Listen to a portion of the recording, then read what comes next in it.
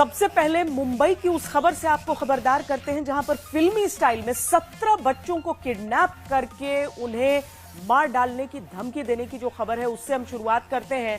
यहां पर 17 बच्चों को मुंबई के पवई में एक व्यक्ति ने किडनैप करके और उसके बाद जिस तरीके का पूरी हलचल उसके बाद से हुई, हालांकि बाद में उस किडनैपर को जो है वो पुलिस की कार्रवाई में मार गिराया गया, उसे घायल किया गया। बाद में अस्पताल ले जाने के समय उसके बाद बताया गया कि उसकी मौत हो गई है। लेकिन जिस तरह की ये पूरी कार्रवाई हुई है उससे पूरा देश सकते में है, सन्न है। बच्चों को बंधक बनाने वाले आरोपी को सीने में दाईं तरफ पुलिस की जवाबी कार्रवाई के दौरान गोली मारी गई। क्यूआरटी की टीम के 8 कमांडो मुंबई के स्टूडियो के एक उस कमरे में घुसे जहां आरोपी था, उससे पहले बातचीत की गई और उसी दौरान जब बंधक बनाने वाला दावा है कि वार करने लगा तब उसे गोली मारी गई। स्तब्ध कर देने वाला यह बंधक कांड था। बच्चे सभी सकुशल हैं, सुरक्षित हैं, लेकिन सवाल कई हैं जो आरोपी को लेकर अनसुलझे रह गए। मैं रोहित आर्या। सुसाइड करने की जगह मैंने एक प्लान बनाया और कुछ बच्चों को इधर हॉस्टेज रखा है। एक सिरफिरे के इस ऐलान के बाद मुंबई के पवई इलाके का राज स्टूडियो अचानक सुर्खियों में आ जाता है। मेरी बातें खत्म होने के बाद मैं खुद ही बाहर आऊंगा।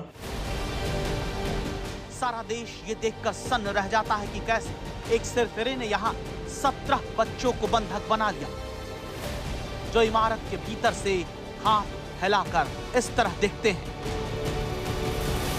मुंबई में पवई इलाके में है, जहां पर एक अनजान शख्स ने इस RA स्टूडियो के जो पहले मंजिल पर आप देख सकते हैं कुछ बच्चों को किडनैप करके रख लिया है। फिलहाल उसकी क्या मांगे हैं अब तक किसी को पता नहीं है, लेकिन काफ़ी देर से बच्चों को उसने किडनैप करके रखा है, बंधक बना के रखा है। और आप जैसे कि देख सकते हैं बच्चे जो हैं खिड़कियों से नीचे झांक रहे हैं, एक आस उम्मीद से देख रहे हैं कि कोई तो उनकी मदद करे। सवाल उठा कि आखिर मुंबई में इस तरह से एक शख्स ने बच्चों को बंधक क्यों बनाया। मैं रोहित आर्या। सुसाइड करने की जगह मैंने एक प्लान बनाया और कुछ बच्चों को इधर हॉस्टेज रखा है। मेरे को ज़्यादा डिमांड्स नहीं है, बहुत सिंपल डिमांड्स है, बहुत मॉरल डिमांड्स है, बहुत एथिकल डिमांड्स है। आखिर रोहित आर्या नाम के इस किडनैपर की डिमांड क्या थी? इन्हीं बच्चों के साथ होगा अगर इनको हार्म नहीं होता है तो, because the slightest wrong move from your end will trigger me कि मैं ये पूरा जगह को आग लगा दूँ और उसमें मर जाऊँ। मैं मर जाऊँ या नहीं मर जाऊँ, बच्चे अननेसेसरी हर्ट होंगे, ट्रॉमाटाइज डेफिनेटली होंगे। उसके ऊपर कुछ होगा तो मुझे पता नहीं, उसका जिम्मेदार मुझे ना गिना जाए। तो बच्चों को नुकसान पहुंचाने का ऐलान करने वाले इस अपराधी की क्या मंशा है, इसे लेकर देश सोच ही रहा था कि 60 मिनट के भीतर खबर आती है कि इस किडनैपर को मार दिया गया। दोपहर करीब 2 बजे के करीब इसने मुंबई में बच्चों को किडनैप किया और शाम को 6 बजने से पहले इसके मारे जाने की पुष्टि हो जाती है। पुलिस की जवाबी कार्रवाई में यह मारा गया, लेकिन कुछ घंटे की इस हलचल ने कई सवाल खड़े कर दिए। जिस व्यक्ति ने किडनैप करके रखा था 17 बच्चों को, उसकी मृत्यु हो चुकी है। जब पुलिस ने फोर्स एंट्री की थी तब बच्चों को बचाने के लिए पुलिस को फायरिंग करनी पड़ी थी, जिसमें से एक गोली जो है रोहित आर्या को लगी थी और उसे तुरंत इलाज के लिए अस्पताल ले जाया गया था, जहां इलाज के दौरान उसकी मृत्यु हो चुकी है। रोहित आर्या की मौत के बाद उसकी यह हरकत अब और रहस्यमय बन गई, क्योंकि अब वो ये बताने के लिए जिंदा नहीं कि उसने बच्चों को बंधक क्यों बनाया। और मेरे कुछ सवाल है, मुझे कुछ लोगों से बात करनी है, उनको सवाल पूछने हैं, उनके जवाब पर अगर मुझे काउंटर क्वेश्चन है तो मुझे काउंटर क्वेश्चन पूछना है, लेकिन मुझे ये जवाब चाहिए। सवाल है कि रोहित आर्या नाम का ये किडनैपर क्या सवाल पूछना चाहता था, इसे किससे बात करनी थी, इसके क्या सवाल थे। ना मैं टेररिस्ट हूँ, ना मेरी बहुत बड़ी पैसों की डिमांड है, कुछ भी पैसों की डिमांड तो है ही नहीं, इमोरल तो बिल्कुल भी नहीं है। सिंपल कॉन्वर्सेशंस करने हैं और जिसके लिए मैं इन बच्चों को हॉस्टेज लिया है। ये मैंने एक प्लान के तहत ही हॉस्टेज लिया है। लेट्स चेंज 4 मैं सच में करने वाला हूँ। अगर जिंदा रहा तो मैं करूँगा, अगर मैं मर गया तो कोई और करेगा, लेकिन होगा ज़रूर। बच्चों को बंधक बनाने वाला ये शख्स अब जिंदा नहीं, लेकिन ये कहकर गया है कि इसके प्लान को कोई और पूरा करेगा। मैं अकेला नहीं हूँ, मेरे साथ और भी लोग हैं। कई सारे लोगों को ये परेशानियाँ है और ये मैं सल्यूशन देने वाला हूँ सिर्फ बातें करके। Please do not trigger me to do some harm to anybody. खबरदार करता ये सवाल, क्या इसकी साजिश में और भी कुछ लोग शामिल हो सकते हैं जिनके चेहरे सामने आना अभी बाकी है? मैं अकेला नहीं हूँ, मेरे साथ और भी लोग हैं। कई सारे लोगों को ये परेशानियाँ है और ये मैं सल्यूशन देने वाला हूँ सिर्फ बातें करके। Please do not trigger me to do some harm to anybody. ये शख्स भले ही मारा जा चुका हो, लेकिन इसकी हरकत ने पूरे देश को चिंता में डाल दिया। लोग ये बात नहीं समझ पा रहे हैं कि कोई कैसे इस तरह से बच्चों को किडनैप कर सकता है। मुंबई के पवई के जिस आरए स्टूडियो में एक्टिंग क्लासेस चलती हैं, वहां की पहली मंजिल पर कई बच्चों को बंधक बनाया गया था। 3 दिन से ऑडिशन चल रहा था, तो पिछले 3 दिन से इसने फिर ये बंदे ने 3 दिन ऑडिशन फिर बढ़ाया। उसके बाद में इन्होंने 17 बच्चे जो थे इनके आज किडनैप करके ऐसा मैसेज आया अंदर से। जब ये डेली बच्चे खाना खाने बाहर आते थे, आज बच्चे कोई बाहर नहीं निकले। तो जब बच्चे बाहर नहीं निकले तो पेरेंट्स लोगों को भगदड़ मच गई। पुलिस ने फ़ोन किया होगा, अंदर से किसी ने पुलिस को फ़ोन किया होगा। तो पुलिस जब यहाँ पर आई तब पता चला कि बच्चे किडनैप हो गए।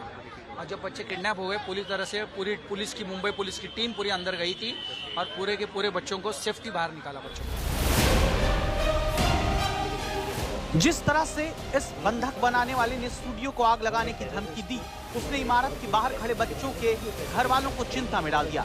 यहाँ राज्य भर के अलग अलग जगहों से छात्र ऑडिशन के लिए आए थे। पुलिस ने मामले की गंभीरता को देखते हुए धैर्य के साथ पहले से आरोपी से बातचीत की और जब ये बातचीत कर रहा था तभी इसे बड़ी चतुराई से हिरासत में ले लिया गया और फिर बंधक बनाए गए बच्चों को सुरक्षित रिहा करा लिया गया।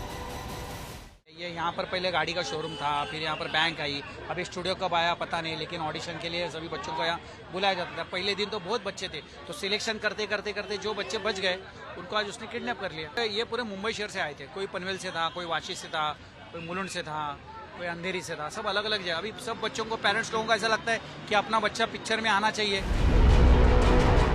मुंबई जैसे शहर में हुई इस तरह की बड़ी घटना के बाद सुरक्षा को लेकर कई सवाल खड़े हो गए। गनीमत यह रही कि पुलिस ने सतर्कता बरती और आरोपी को पकड़ा, लेकिन इस बंधक बनाने वाले की मौत के बाद अब सवाल है कि आरोपी के साथ और कौन कौन लोग इस वारदात में शामिल थे, जिनका जिक्र उसने वीडियो में किया है। दीपेश त्रिपाठी, पवई आज तक।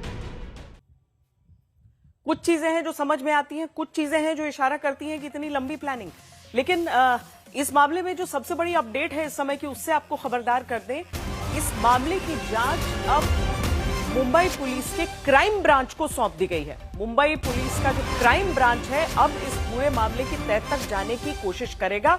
उसको ये जांच सौंप दी गई है और उसकी तरफ से अब इस मामले में जितने भी सबूत अभी तक मिले हैं, जितनी भी चीजें मिली हैं, जितना भी जो पूरा घटनाक्रम है, पूरा सिलसिलेवार ढंग से, उस पर आगे अब जांच मुंबई पुलिस के क्राइम ब्रांच से की तरफ से किया जाएगा। अब ये रोहित आर्या जो था, ये जो शख्स था, वो था कौन? अब इन चीजों को लेकर, और उसने इन बच्चों को बंधक क्यों बनाया, ये सारी चीजें एक एक करके अब खुलती जा रही हैं। ये जो व्यक्ति था वो पुणे का रहने वाला था और इससे पहले का जो पूरा घटनाक्रम है वो भी हम आपको समझाते हैं, जिसके जरिए आप ये समझ सकते हैं कि आखिर इतना एक्सट्रीम स्टेप, इस तरह का एक कदम क्यों उसकी तरफ से उठाया गया था। रोहित आर्या को दीपक केसरकर के शिक्षा मंत्री रहते हुए एक स्कूल प्रोजेक्ट का टेंडर मिला था। रोहित आर्या का दावा था कि उसे इस प्रोजेक्ट के लिए अभी तक पैसे नहीं मिले, इसीलिए उसने कई बार महाराष्ट्र सरकार में उस समय मंत्री दीपक केसरकर के आवास के बाहर विरोध प्रदर्शन किया था। अब आरोपी रोहित आर्या का दावा था कि उसने माझी शाला सुंदर शाला कॉन्सेप्ट डिजाइन किया। महाराष्ट्र सरकार ने इसके लिए उसके इस कॉन्सेप्ट को साल 2022 में लागू किया। दीपक केसरकर पर रोहित आर्या का इल्जाम है कि उन्हें इस काम के बदले में न तो श्रेय मिला न पैसे मिले।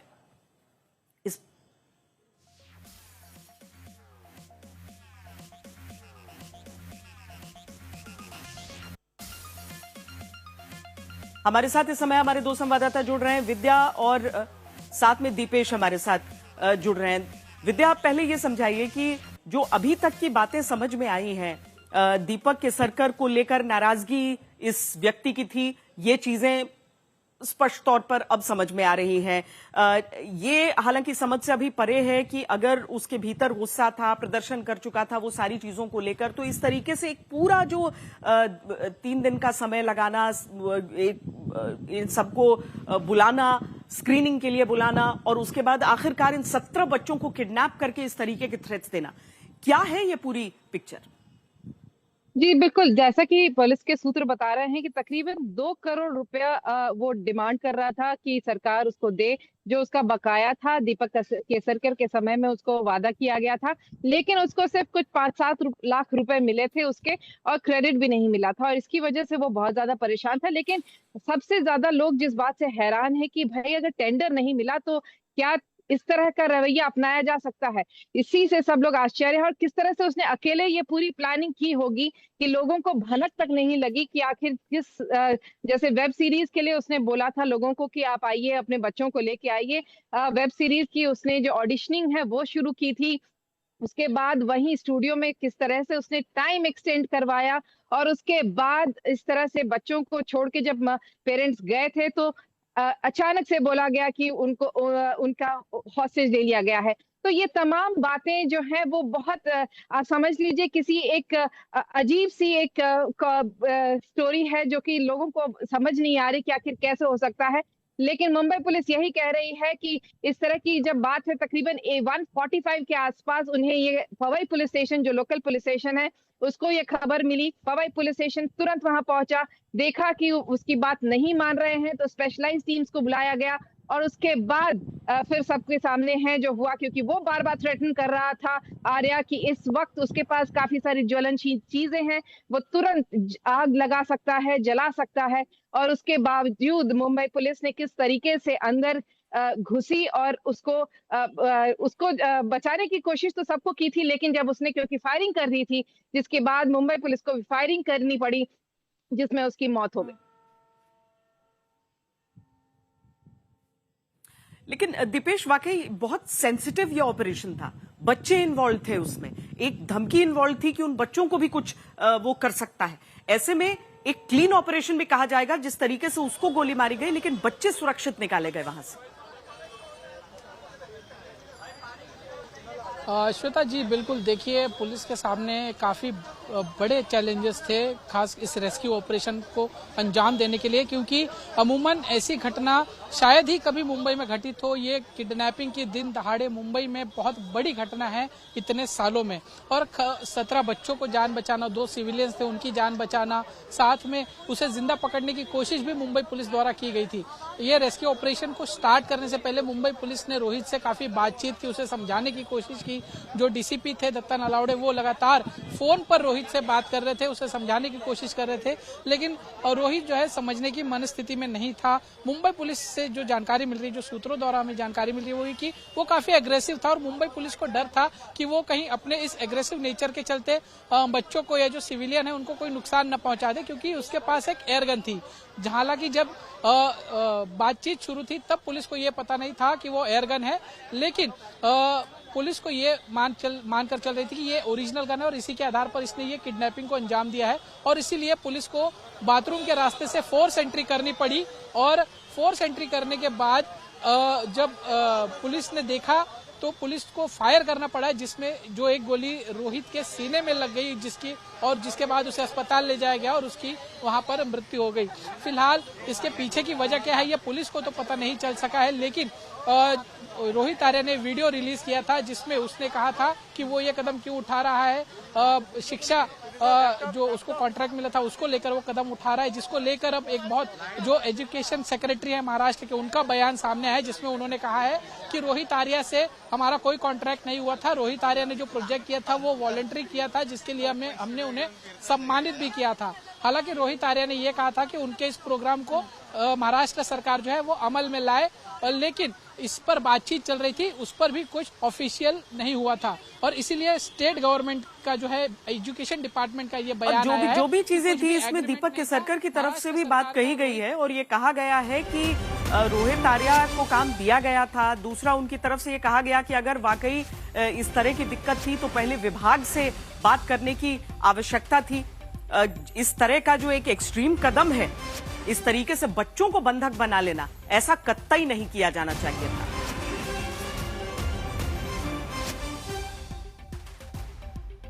रोहित आर्या हे स्वच्छता मॉनिटर नावाचा त्यांचा एक कन्सेप्ट होता आणि आपली जी माझी शाळा सुंदर शाळामध्ये सुद्धा त्यांना काही काम देण्यात आलेलं होतं, परंतु त्या लोकांकडून त्यांनी डायरेक्ट पैसे घेतले अशा स्वरूपाचं त्यांच्याबद्दल डिपार्टमेंटचं मत होतं।